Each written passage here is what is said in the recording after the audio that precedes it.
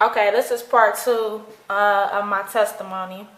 Like I was saying, y'all gotta excuse me. The reason why I'm now in the mirror is because I'm really at work. So I was waiting for my job to open while I was telling y'all about what was going on. And now my job did open, so now I'm at work. I'm just in the back. And anyway, back to April and Dominique. So they knew about each other. And Dominique called me one day and she's like, hey, do you know a girl named April? And I'm thinking in my head like, I know a girl named April. Because I told her, that me and April was close and that April liked me and that I didn't want to be in a relationship with April. I told her that. And April knew about Dominique and that I was liking Dominique a whole lot at the time too. So what basically happened was she's all like, yeah, April sent me these Facebook messages like, I shouldn't talk to you, you're going to play me, you're going to cheat on me, all this extra stuff. Like, she really made it to where April really, really, really made me look bad. So I got so upset.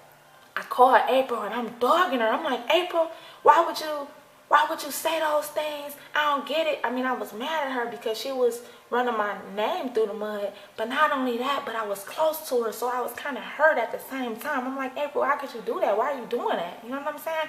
And April, she ended up really ultimately beating me when it came to her words. She's like, what?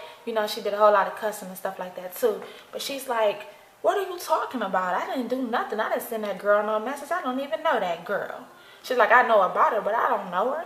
And I'm like, yes, you did. She ain't gonna just randomly lie about you. She's like, well, what messages did I send? Tell her to send me the messages. I'm like, all right. So I'm asking her to forward me the messages so I can forward them to her. And Dominique took a while to send me the messages. She took at least 3 or 4 days. But within those 3 or 4 days, I was still talking to Eddie on the phone and I was still talking to Dominique on the phone. And I still liked both of them, to be honest.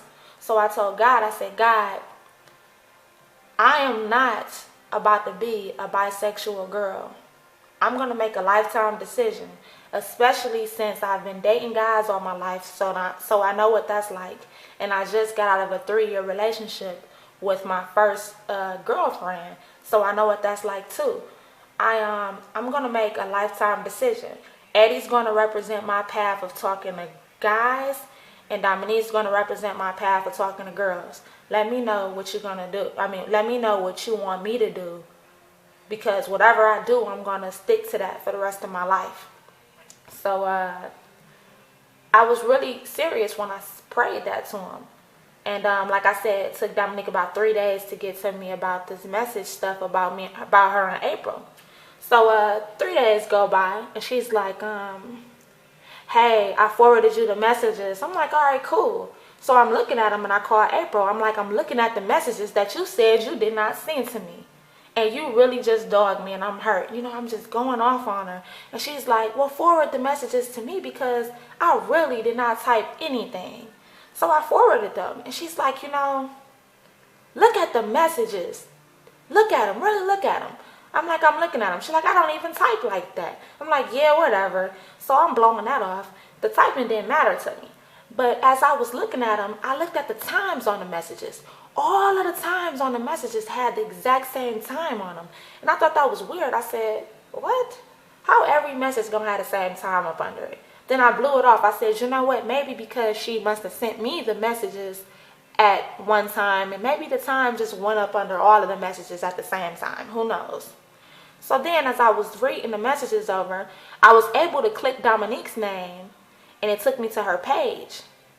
But when I clicked April's name, it didn't take me to her page.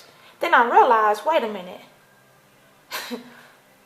This girl Dominique just made up a whole conversation between her and April. I don't know why she did it, but I figured, maybe she was jealous of how close me and April was, and maybe she thought me and April was going to end up getting together. I do not know why she did it. I don't understand it. But I took that and I know that that was a sign from God. I know that was God telling me, don't talk to her. And if God was telling me, which I believe he was telling me, don't talk to her, then that would make Eddie win by default as for what road I was going to travel on. You know, that would make Eddie be the road that I would travel on. Make talking to guys for the rest of my life the road that I would enter. Because Dominique, with making a decision like that, who would want to talk to somebody that's about all of that drama, that would lie like that? And to me, you know, that's not something you would want to get into a relationship with. I mean, a person that you would want to get into a relationship with.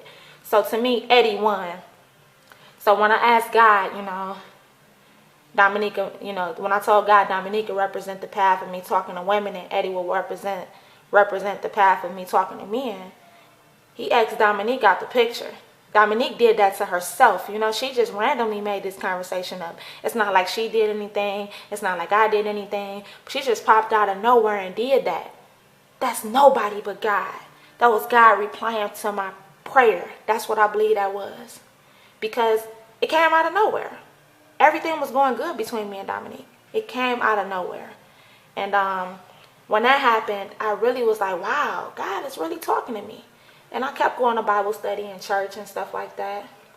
And next thing you know, it was other experiences that I had where I would pray and random people would walk up to me and talk about things that I prayed about. And I kind of be staring like, what is going on?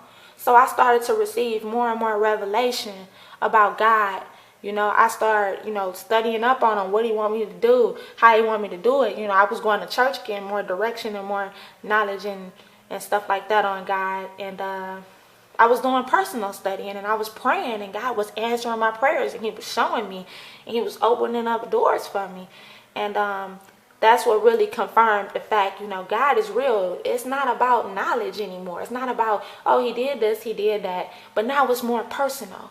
He's talking back to me and I know he's talking back to me. So it was not about having just the knowledge of God. It was the relationship. And I started to want to please God more. Start going to church more. Start trying to walk more bold as a Christian. And one day I was in church. And my pastor, Pastor Michelle Humphrey at Imani Church, who was actually one of my, you know, role models through Christ. I'm really thankful to have her. But she was preaching one time and she was talking about when God gave all of those different servants talents, or different people talents. And some of the people, you know, they did what they were supposed to do with their talents, and some people didn't use their talents. So it made me think, you know, I had stopped rapping when I was in a relationship with my first love, you know. When I was in a relationship with her, I stopped rapping.